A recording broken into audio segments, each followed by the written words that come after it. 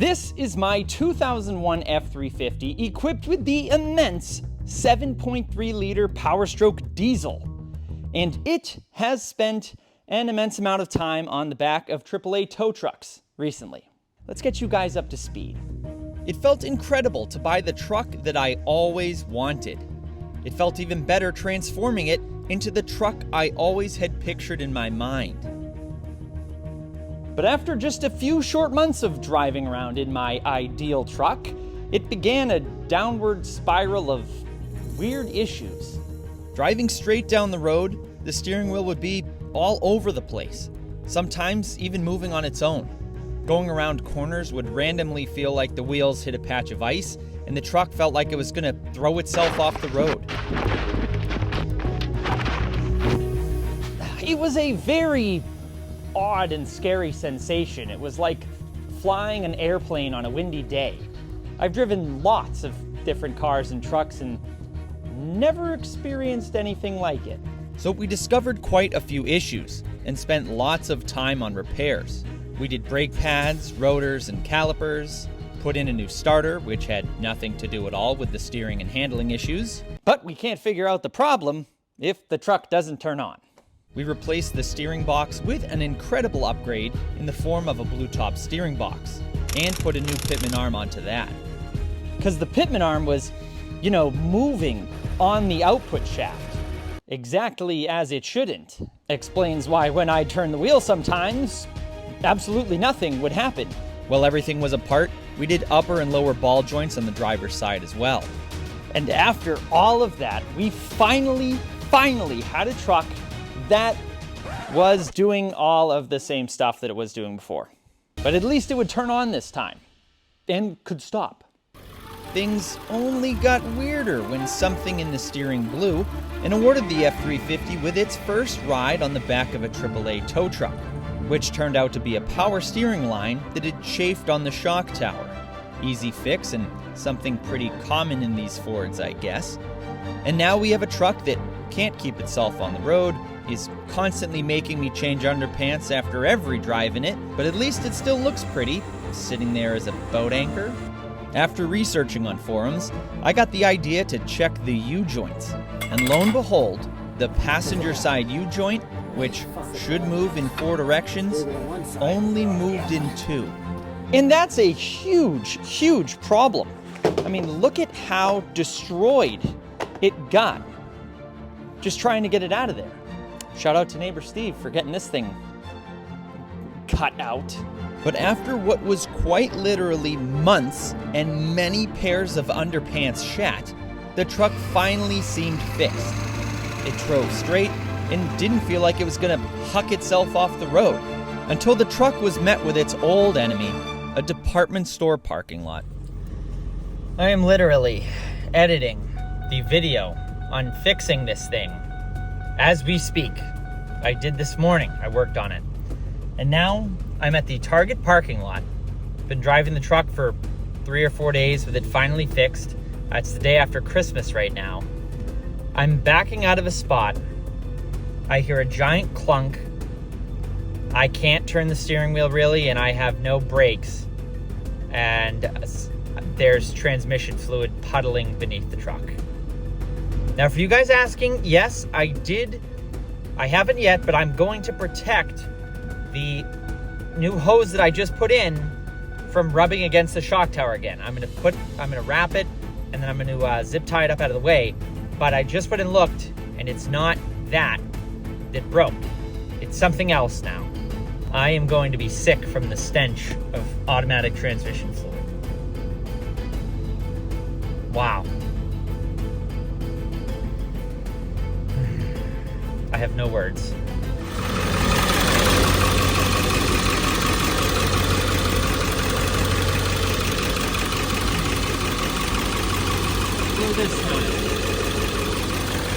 So upon opening the hood, I found our frickin' problem. There's the brand new Ford hose, and there's the fitting where it's threaded in. This hose is not even, it's like 10 days old. Look at, there's the date right there. 12/12. 12:12, and it's 12:26 right now. Can you believe that? I spent all the money on the Ford part because everyone said, oh, don't buy the store-bought ones. You gotta go OEM with these hoses or else they're crap. But look at this. It's got all the freaking stickers on it. Hell. That's everything. So while the truck had a nice sleepover at the Target parking lot, I woke the next morning to go to Ford, again, to get yet another power steering hose. Then my dad and I, since we now had practice, changed the power steering hose again. We really need the canopy. I don't foresee this taking more than 10 minutes. And after spending half an hour in the cold and rain doing the swap, something unbelievable happened. After turning the wheels to bleed the air from the lines, the brand new OEM Ford hose that we just installed blew straight out of the fitting once again, and once more doused the engine compartment and filled my nostrils with the bitter scent of automatic transmission fluid. And the truck once again spent a rainy afternoon in a department store parking lot, getting winched onto the back of a AAA tow truck. Power steering pumps have a relief valve somewhere in them to relieve the pressure and keep from blowing hoses and fittings when pressure spikes. And from the research I did, it's not serviceable on most power steering pumps. So it seems as though my new pump, which was new and not rebuilt, has a bad one. Something in the system is spiking the pressure and causing it to blow through the weak fitting on the high pressure hose. This problem is stumping me and almost every single mechanic friend that I've asked. So it's looking like our best bet is to change the power steering pump again, even though I just put in a brand new one less than a year ago, like less than 10,000 miles ago, and then try to find a better hose with a stronger fitting than whatever Ford is using. Because reading on the forums, it's a pretty common thing. And when that hose does blow, you're stranded. The truck's bricked. You're dead in the water. So we put a new pump in, but ran into a different issue. No one makes a high-pressure steering hose with a better fitting. So I guess we'll have to have one made, or die trying. And this took quite a while. I've now gone to 3 hose places, custom hydraulic hose shops, and no one has been able to help me. No one can make the hose because of the fittings.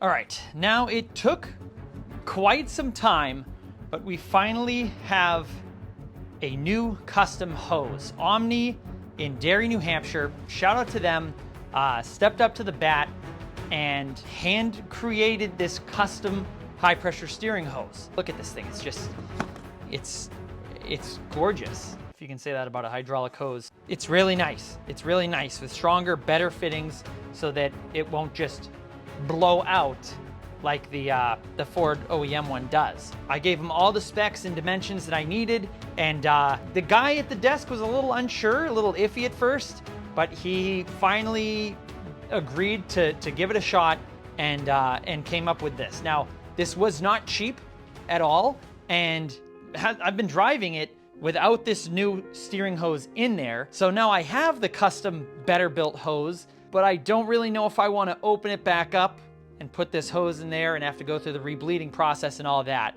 So I might just keep this in the truck as a backup, or else when I get bored, I'll just throw this in there for a video to show you guys, and we'll see how it works. So now we've got I believe it's new. I'll have to, I'll put the brand, what brand power steering pump I used. I'll put it on the screen now. But the new power steering pump is in, and when I replaced the hose, I did not get a Ford one again in case it blew. So neighbor Steve actually recommended Napa. They said Napa's hoses were pretty good. The problem is I can't figure out if it was the power steering pump that was over pressurizing and blowing the line, or if the Ford lines just sucked. I don't think that's it. But now that we've got both new parts in, it's hard to tell what was actually the problem. But the nice thing is I don't even know why I'm saying this, knock on wood, God forbid, but the Napa hose is doing good. It's been in there for a few weeks now, and the new power steering pump is working as it should. I'm still taking it pretty easy when I'm driving the truck. I'm not slamming the steering off the steering stops because I'm very afraid for anything to go wrong again. But it has been doing great for the past few weeks. I've towed with the truck, fingers crossed. But now that the truck is good, I think, it is time to take care of some other maintenance items. Now, I just changed the oil in it a few nights ago. It was absolutely freezing and I wasn't in here. By the way, this is a shop that I'm splitting the rent with my brother. He's got his truck over there, and there's no lift or anything. There's no heat, but there's lights, and it's keeping me out of the rain. Don't know how long I'll have it. We'll see how it works out, but that's why I didn't make any sort of big, massive reveal video saying, oh, I got a shop, because, it's kind of like a little test. But anyways, I changed the oil the other night. Now that the truck's running fine, changed the oil, and now that I've put about 15,000 miles on the truck, I gotta do the fuel filter. So I'm putting a Motorcraft fuel filter in, and then we're gonna start with this. It should be easy. Hopefully I don't somehow mess it up. All right, first things first, we gotta get this cap off.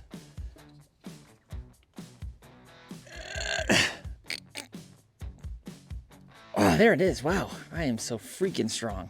My own strength. Scares me sometimes. Okay, so this cap comes off, I believe. I think. This definitely isn't a technical how-to video because I don't know how to do it. Experimentation. Yep, that is diesel fuel. Smells like it. Oh, diesel everywhere. Oh God, where's it going? All right. So I have an idea of what we're looking at here. No instructions, just the way I like it. Oh, there is instructions. Thank God they expected idiots like myself to do this. They look a little different. This could be a problem. Rubbers are always fun to not use. Filter element. I then spend the next few minutes comparing the filters, realizing they look a little different, and then attempt to separate the old filter from the cap. Why is it stuck? And at this moment I realize something's not quite right. What am I doing wrong here? Oh no. How the hell do you get this thing out? Ah. The filter just wouldn't come out of the cap. I'm lost. No matter how hard I pulled.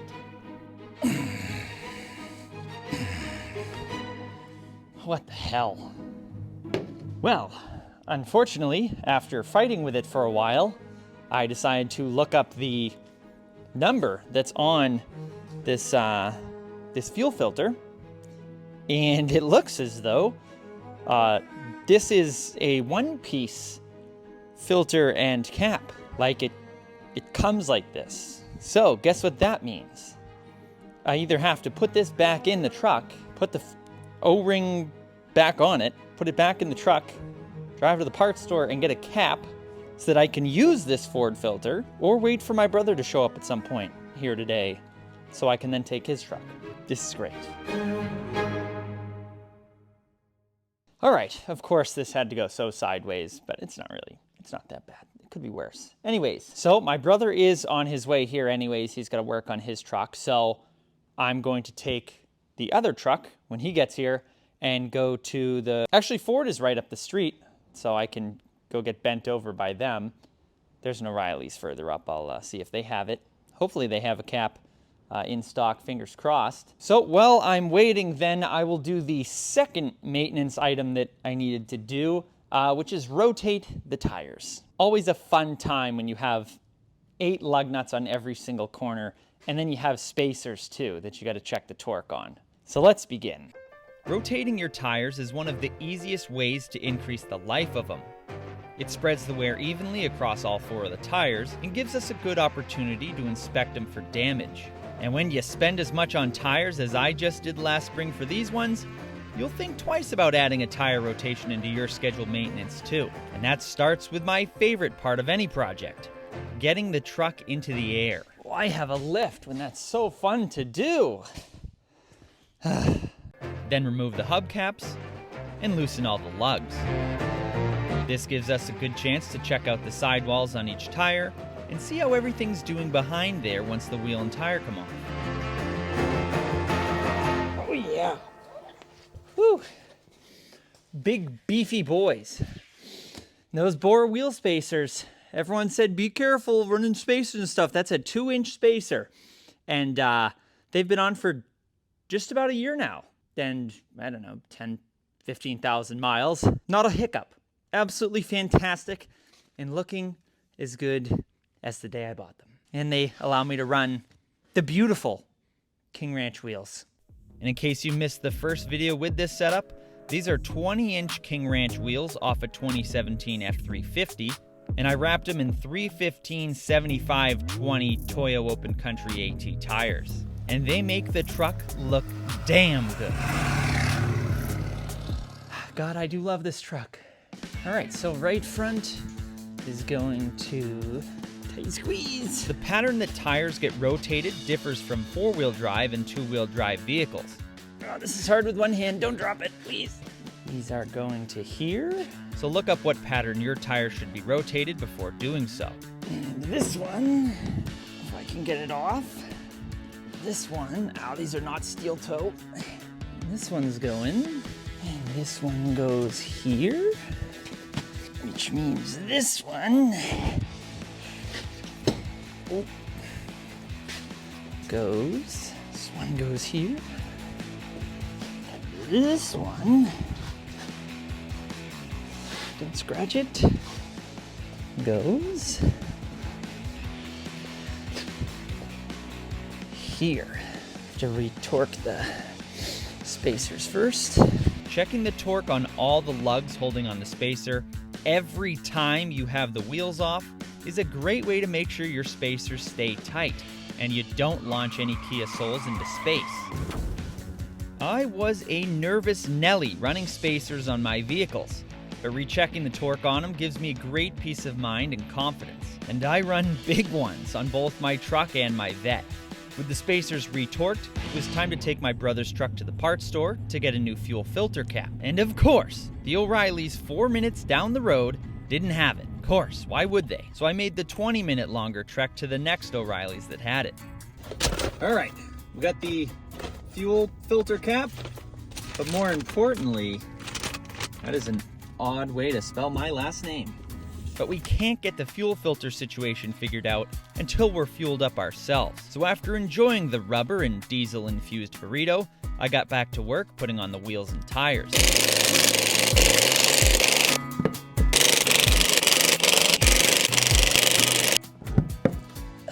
These things are heavy. There we go.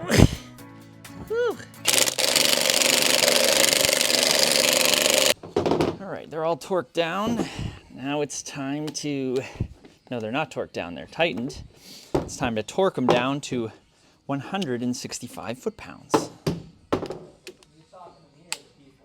The people. So I don't have to bother my brother to hold the brakes while I torque the wheels. We'll put the truck on the ground. And then, of course, say hello to our new shop friend. Hello. How are you? Hello. What are you doing? Hi, buddy. Hello, handsome. Bye-bye. After he denied my goodbye, I console myself by torquing every lug to 165 foot-pounds before moving back to the daunting task of swapping the fuel filter. Whew, all right, wheels are torqued down and I'm out of breath because I'm a fat slob. Now, here is the fuel filler cap, our new one, and the O-ring. He said to lube this thing up. Oh, okay, so that goes where this one was. It goes up like that, and then the filter goes in, and then we tighten this down. So let's go try it. All right, so it said we need to lubricate this with some diesel. Before we lube up the gasket, we gotta first figure out which gasket goes where. I'm thinking that one's gonna go like... This took a few minutes. If we don't get the seal right, foreign particles can find their way into the fuel system. Diesel injectors are very expensive, so we don't want this to happen. We lubed up the new filter O-ring with diesel and put it on the new filter. Lubed up the bevel gasket with diesel, as I think you're supposed to do. Then installed it into the filter housing. And then put in the new filter. All right, that's down. That's down. Got the gasket in place. And then we just take our cap. We take our nice new cover. Please thread. Why aren't you threading? It was a little tough, but we got the filter cap to thread all the way into the housing and seal it good. Make sure the gasket's still in place. Yep. All right. We then give the filter cap a little snug down with some channel locks, and now it's time to see how badly we messed this up. All right, new fuel filter's in. I hope correctly. Let's start it up and see if it actually starts.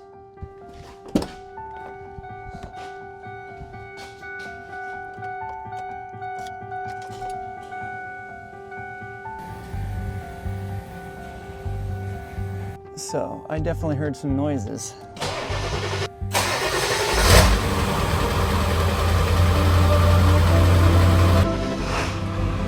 Ho-ho! It starts. Good. But was everything back in correct?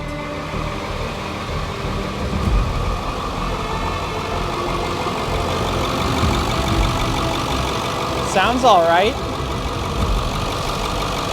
Good. All right, so it starts up and it's running really good. Isn't making any odd noises. Diesel fuel isn't pissing out of the top there. I think we're good. And now we have a truck that drives straight, mostly, can drink clean fuel for miles and miles, and only requires me to change my undies because it looks so freaking good. Happy motoring.